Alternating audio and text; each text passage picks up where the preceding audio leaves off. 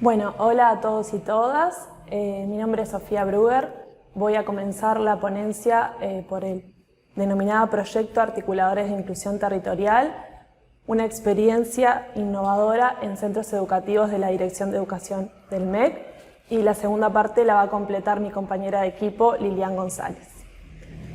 Bueno, comienzo contándoles que el diseño e implementación del Proyecto Articuladores de Inclusión en Territorio surge desde Educación Inclusiva, que se encuentra en el eje Educación y Derechos Humanos de la Dirección Nacional de Educación del Ministerio de Educación y Cultura.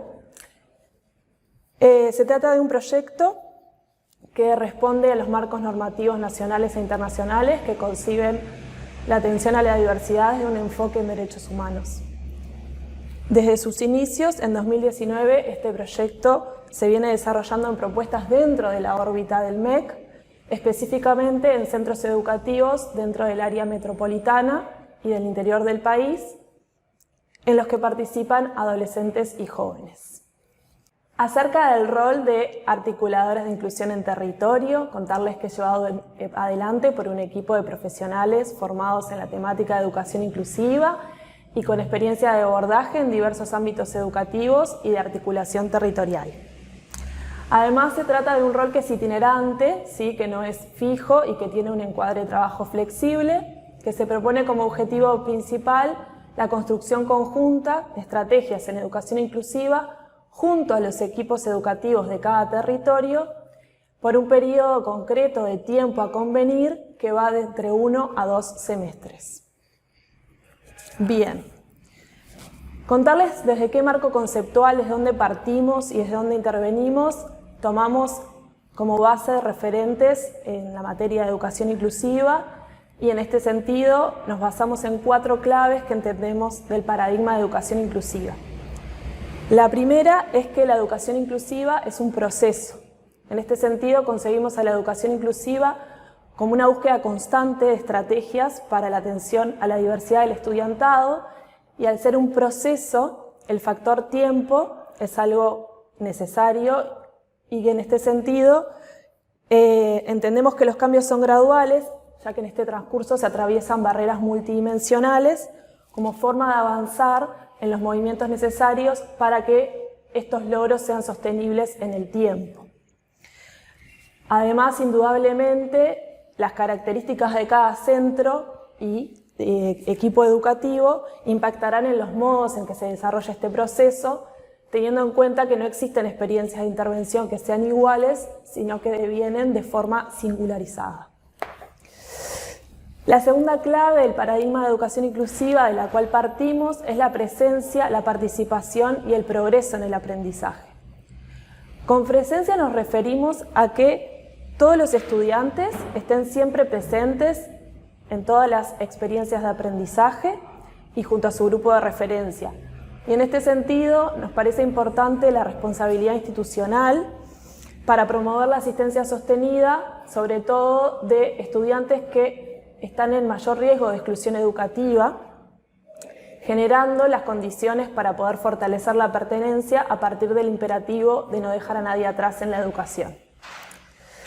La participación implica la condición de que todo el estudiantado, sin excepción, participe y lo haga de forma activa. Esto no quiere decir que todo el grupo participe de la misma manera, sino que deberán de ampliarse el abanico de posibilidades para esta participación. Y el progreso en el aprendizaje tiene que ver con que el estudiantado, al acceder y al participar activamente, logre alcanzar un aprendizaje óptimo, es decir, que los aprendizajes se den de forma real. En síntesis, estos 3 componentes repercuten en la concreción de procesos educativos que se basan en la diversificación pedagógica y en el desarrollo de una cultura transversal, inclusiva transversal. La tercera clave del paradigma de educación inclusiva es la identificación y eliminación de barreras. En sintonía con el modelo social, con el modelo de barreras sociales, en el que el foco histórico puesto en la persona se desplaza hacia los entornos educativos, la tarea del equipo de articulación territorial pretende descentrar la mirada exclusiva en el estudiantado, ¿sí? Y en este sentido, Hay una clara intencionalidad por desmarcarse de la lógica integradora en la que se basa el modelo médico asistencial. Es por esto que la tarea se centra en el trabajo conjunto con los equipos educativos de los centros y en las propuestas pedagógicas. Y el objetivo es generar herramientas y empoderamiento docente para poder identificar y posteriormente eliminar las barreras para el aprendizaje y la participación, dentro de las cuales se pueden encontrar barreras de la comunicación, barreras del acceso físico, barreras cognitivas, barreras didácticas y barreras actitudinales.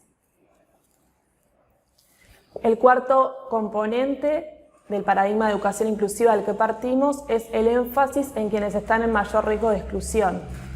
En este sentido, para que los cambios sean sostenibles en el tiempo, todas las voces deben ser escuchadas y contempladas, especialmente la de aquellos colectivos que han estado históricamente marginalizados, como pueden ser personas con discapacidad, grupos étnicos minoritarios y también personas con identidades disidentes que han sido discriminadas por esto o por motivos de orientación sexual. Bueno, por último comentarles cómo se organiza o cómo se dispone el proceso de trabajo del equipo de articulación territorial. Encontramos 5 fases en la experiencia de intervención. La primera tiene que ver con la familiarización. Para dar inicio a la tarea se realizan reuniones con los equipos educativos de cada territorio. En esta primera fase es fundamental la identificación de buenas prácticas preexistentes y también se realiza un mapeo de recursos institucionales, sociales y comunitarios. La segunda fase tiene que ver con la construcción de la demanda. En virtud de estos encuentros con los equipos educativos, se realiza un relevamiento de las demandas a partir de las situaciones que está atravesando el centro. El encuadre de trabajo en este momento es muy flexible y atiende los emergentes territoriales.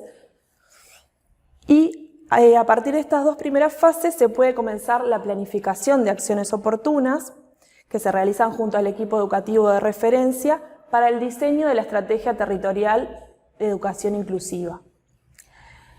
Luego vendría el desarrollo de acciones oportunas que son definidas conjuntamente con los equipos docentes. Y en esta fase se llevan a cabo distintos niveles de intervención que tienen que ver con el asesoramiento técnico, con la producción de herramientas y materiales en clave de educación inclusiva y con la formación a los equipos educativos. La última fase tiene que ver con la valoración de la experiencia, que si bien la evaluación es un componente transversal a la intervención, se finaliza el proceso con una evaluación de cierre en conjunto con los equipos y con una sistematización de las prácticas inclusivas, con énfasis en la capacidad instalada, en la significación y en la capitalización de cada centro educativo. Bueno, buenas tardes a todas y todos. Mi nombre es Lilian González. Como Sofía mencionaba recién, somos parte de un equipo, del equipo de Educación Inclusiva del Ministerio de Educación y Cultura. Y bueno, en esta segunda parte de la ponencia vamos a estar profundizando sobre qué hacemos desde el rol de articuladores de inclusión territorial. Sofía recién presentaba las fases del proceso de trabajo y bueno, específicamente contarles que esa metodología de trabajo y de intervención en territorio consta de encuentros presenciales y virtuales con los equipos docentes. Nuestro objetivo siempre es intervenir en torno a las demandas de esos territorios y poder planificar conjuntamente acciones oportunas que van a ir en la línea de concretar 2 objetivos principales: el fortalecimiento de los equipos y de los centros educativos, sobre todo en torno a la línea de convivencia y derecho a la educación inclusiva, y también a promover accesibilidad cognitiva y pedagógica en los centros, también en todo lo que tiene que ver a la articulación interinstitucional. Entonces, en ese sentido, la primera línea de fortalecimiento a los equipos y el centro, contarles que, bueno, esto que Sofía mencionaba, siempre nuestra primera intervención es hacer una detección de acciones que ya sucedan en los centros, que vayan en la línea de la educación inclusiva. Sabemos que hay bases y acumulados territoriales y en ese sentido y a raíz de ellos es que intervenimos y proponemos sobre todo en la línea de fortalecimiento generar actividades de sensibilización en torno a la temática de la discapacidad con toda la comunidad educativa, también fortalecer a los equipos docentes por medios de talleres de capacitación y formación que son construidos con ellas y con ellos.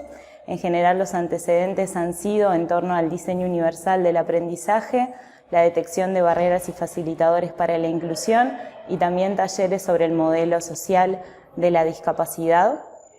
Hemos también trabajado conjuntamente en torno a distintas situaciones en los centros de vulnerabilidad, en la que hemos trabajado en la elaboración de informes, por ejemplo, de continuidad educativa, fortaleciendo esas trayectorias educativas y también en instancias de entrevistas e intercambios. Hemos, sobre todo, profundizado y puntualizado la importancia del trabajo de tutorías entre pares, considerando que los apoyos naturales deben ser fortalecidos también para contribuir a la educación inclusiva de los centros. En torno a la accesibilidad cognitiva y pedagógica de los centros, desde el equipo del Ministerio entendemos que la accesibilidad cognitiva es aquella que permite tanto a los objetos como a los entornos poder ser comprensibles y poder ser transitados de la manera más autónoma por quienes habitan esos entornos o quienes manipulan esos elementos. Entonces, en ese sentido, las sugerencias y el asesoramiento han ido sobre todo en la línea, de realizar pequeñas evaluaciones sobre cómo está esa accesibilidad cognitiva de los centros e intervenir sobre los mismos, sobre todo en lo que tiene que ver con la cartelería, incluyendo macrotipos, incluyendo pictogramas, también haciendo señalizaciones por color y, por ejemplo, en la diapositiva que elegimos para esta parte de la presentación se ve el locker de uno de los centros donde los docentes guardan sus pertenencias, cada uno de ellos identificados con la foto, con el nombre del taller al que refieren, para que las y los alumnos, a medida que se van acercando al centro, puedan identificar a su equipo docente sin mayor nivel de consulta. También, junto a las y los docentes, hemos diversificado también las propuestas de materiales ya existentes en el centro, desde fichas hasta planificaciones, incorporando distintos también criterios de accesibilidad, diversificando esas propuestas de presentación. Lo mismo con la instancia de inscripción, que siempre es tan importante en los centros, y de difusión. Hemos propuesto desde generar presentaciones específicas en PPT, también para dar la bienvenida, y diversificar las modalidades de difusión, que en general son vía visual, poder promover también que sean por audio, poder incorporar otros elementos en esta era más digital que puedan ayudar a que pueda ser más diversa dicha difusión. También en lo que refiere a la accesibilidad pedagógica y por medio de estos talleres que hemos generado sobre diseño universal del aprendizaje, venimos siguiendo las planificaciones de las y los docentes, también para incorporar sobre todo propuestas de motivación e interés de los estudiantes en esas planificaciones, tender a que las mismas sean flexibles y sobre todo establecer objetivos cortos, evaluables y sobre todo planificaciones dinámicas que contemplen la atención a la diversidad. La última línea de intervención es la articulación interinstitucional. Este rol es un rol territorial, de cercanía. Nosotros trabajamos con lo que acontece y en ese sentido la articulación entre distintas instituciones del Estado y organizaciones sociales que trabajan en esos territorios es fundamental. También es una acción oportuna en ese sentido poder intervenir y poder tejer esa red a tiempo. Entonces, una de las primeras intervenciones que realizamos es ese mapeo de instituciones territoriales que queda en los centros educativos como un material de referencia.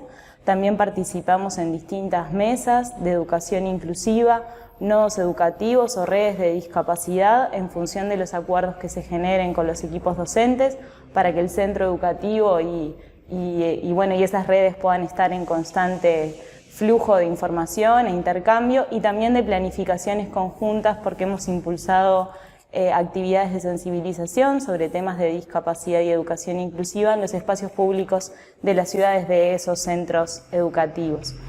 Hasta aquí el trabajo del rol desde su planificación y su diseño, pero también en este año tan particular nos vimos en la necesidad de reprogramar algunas acciones y sobre todo intervenir y generar estrategias específicas en virtud de la emergencia social y sanitaria que nuestro país está viviendo. Entonces, el primer movimiento fue adaptarnos a las nuevas reglas de la virtualidad y en ese sentido propiciar que las y los docentes puedan conocer el estado de situación de sus alumnos, conocer realmente cuáles eran las disposiciones de conectividad, los apoyos existentes o no en las familias para la promoción de distintos tipos de tareas, también la diversificación de la presentación de los formatos de esas tareas que fueron desde el papel, en aquellos casos donde la conectividad era nula y los estudiantes iban a retirar su vianda al centro educativo, se llevaban las tareas en formato papel y las devolvían, ¿no?, en un flujo y en un intercambio con sus docentes, hasta propuestas digitales que iban desde el video, el audio, una presentación más artística de la respuesta, ¿no? En ese sentido también promovimos flexibilidad, brindamos materiales sobre COVID-19 en formatos accesibles y también intervenimos sobre el protocolo de retorno a las clases impulsados por el Ministerio. El mismo también fue trabajado con los equipos y presentado en distintos formatos accesibles en el centro, como se ve en la foto que acompaña esta diapositiva. Incluimos macrotipos, incluimos pictogramas y lectura fácil para que el protocolo también fuese más comprensible para todas y todas. Bien. Por último, dejarles un comentario final que seleccionamos con el equipo de cierre de esta postulación, y es la invitación a crear entornos inclusivos desde el convencimiento que esa invitación no es una tarea sencilla, que necesariamente tenemos que revisar constantemente nuestros pensamientos, nuestras prácticas, nuestras posibilidades en los territorios, y sobre todo vamos a necesitar aunar esfuerzos en las distintas dimensiones. Como Sofía mencionaba, la educación inclusiva es un proceso y va a requerir que tanto la dimensión política, la práctica como la cultural puedan estar en conjunto, aunando esos esfuerzos a fin de garantizar el derecho a la educación para todas y todos. Muchas gracias.